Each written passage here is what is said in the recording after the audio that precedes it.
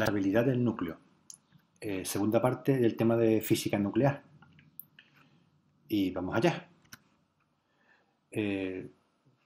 La pregunta que nos hacemos, o que la que nos podemos hacer es, ¿cómo es que el núcleo del átomo, se mantiene unido pese a las fuertes repulsiones eléctricas que debe existir entre las partículas positivas que están en él? Bien, la respuesta la encontramos en unas fuerzas llamadas fuerzas nucleares. Nosotros hemos estudiado hasta ahora dos tipos de fuerza, la fuerza gravitatoria y la fuerza electromagnética. Pues bien, aquí tenemos las otras dos que faltan para completar las 4 fuerzas fundamentales que existen en el universo, o al menos que parecen existir en el universo. Bien, ¿y cuáles son estas fuerzas? Pues la primera es una fuerza nuclear denominada fuerte. Esa fuerza nuclear fuerte es la que mantiene unido a los protones y neutrones en el núcleo atómico. Y también nos encontramos con una segunda fuerza nuclear, la denominada fuerza nuclear débil. Esta interviene en algunos procesos de desintegración radiactiva, sobre todo en los que se implica emisión de partículas beta. Bien, sobre estas fuerzas tenéis las características principales en la página 205 del IES Nicolás Copérnico, que no detallo en el vídeo porque lo tenéis por escrito y con ánimo de no alargar demasiado esta presentación. Seguimos. Hablamos de la estabilidad nuclear. Bien, por tanto, en el núcleo existe una gran fuerza de repulsión, eso es innegable, pero también hay una fuerza que lo mantiene unido. Si os fijáis en esa gráfica, está representado en el eje X, en el eje de abscisas, Z. Z es el número de protones del núcleo. Mientras que en el eje vertical, el eje de ordenadas, está representado N, que es el número de neutrones del núcleo. Bien, si os fijáis, los núcleos ligeros son estables si contiene el mismo número de protones que de neutrones. Lo que estoy hablando es que en esta zona de aquí, que es la bisectriz, el número de protones es igual que el número de neutrones, y esa zona es la zona que marca la estabilidad. Si os fijáis, a medida que aumenta el número atómico, esta curva, que es la curva donde están representados los núcleos estables, se aleja de esta bisectriz, ¿vale? Esta zona de aquí se va alejando de la bisectriz. ¿Eso qué significa? Pues que cuando los núcleos van siendo cada vez más masivos, son estables cuando hay más neutrones que protones. Por eso se separa de la bisectriz. ¿Qué ocurre cuando llegamos a números atómicos muy altos? Pues cuando llegamos a números atómicos muy altos, resulta que, por ejemplo, para este caso, Z igual a 83, a partir de ahí, las fuerzas repulsivas ya no pueden ser compensadas por la adición de neutrones y, por tanto, esos núcleos, los núcleos pesados, no son suficientemente estables. Por tanto, serán inestables, porque las fuerzas nucleares fuertes no son capaces de compensar la fuerte repulsión electrostática. Seguimos. Siguiente concepto, el defecto de masa. Antes hemos estudiado la estabilidad nuclear siguiendo un patrón de número de protones, número de neutrones, pero también se puede estudiar la estabilidad desde un punto de vista energético, que es lo que vamos a hacer ahora. El efecto de masa. Si cogemos la masa de los nucleones, es decir, de los núcleos atómicos, observamos que no es la misma que la suma de las masas de los protones y los neutrones. Es decir, si sumamos la masa de las partículas que la forman, el resultado no es la masa del núcleo. Entonces, ¿qué ha pasado? Bueno, lo que ha pasado es que hay una diferencia. Esa diferencia es lo que se denomina defecto de masa.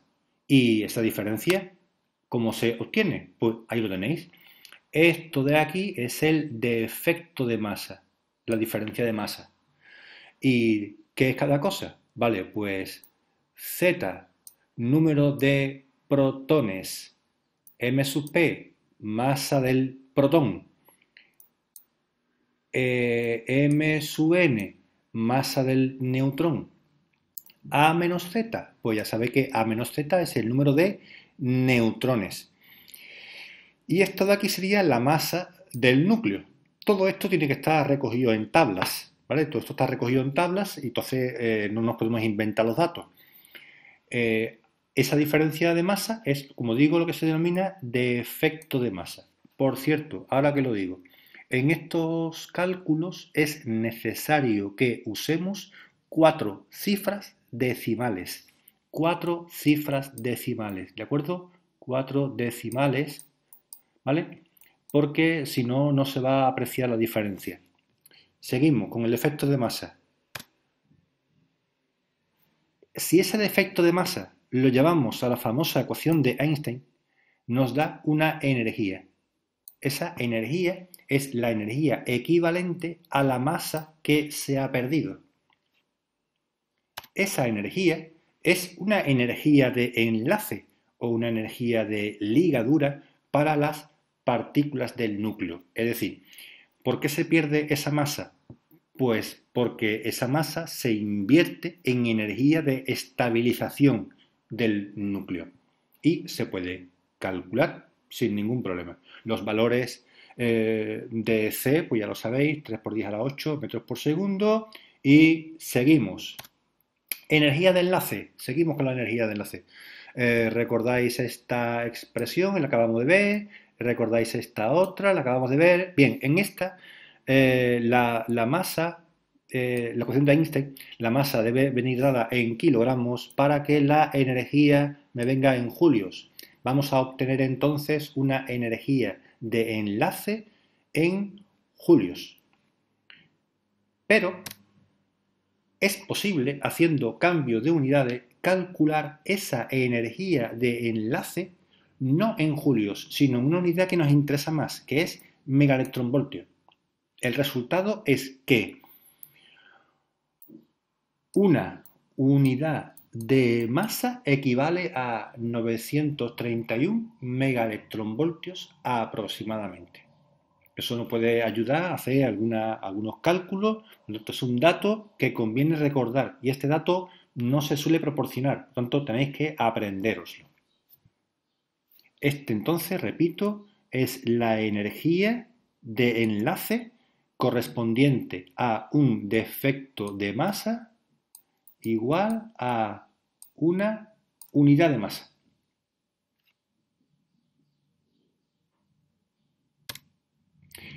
Más importante incluso que la energía de enlace es la energía de enlace por nucleón, porque eso nos permite comparar estabilidades. Si dividimos la energía de enlace entre el número másico, nos da la energía por cada partícula, que de alguna manera mide la energía necesaria para arrancar una partícula del núcleo. Y eso es muy importante para comparar las estabilidades de los núcleos. Comparar estabilidad es sinónimo de decir, a ver, este núcleo va a seguir estando como está o se va a transformar. Y eso de transformar significa radiactivo. Vale, esta energía de enlace por nucleón se puede observar cómo varía en esta gráfica. Como veis, aquí tenemos un valor, los valores altos de la energía de enlace por nucleón, que son los enlaces, los núcleos muy estables, los núcleos que están en torno al al hierro. Como veis, hay un valor máximo de la energía de enlace por nucleón que no recuerdo el dato ahora mismo, es 8, y pico. Quiere decir que es un dato que nos interesa a la hora de hacer cálculos. Si nos sale 12, la energía de enlace por nucleón está mal.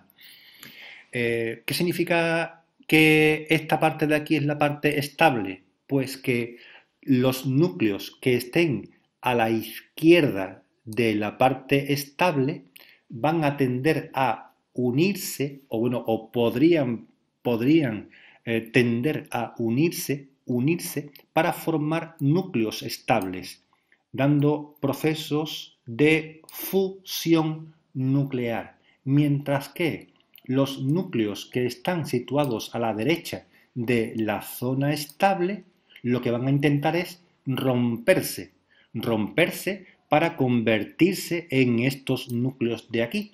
Y eso da lugar a reacciones de fisión nuclear.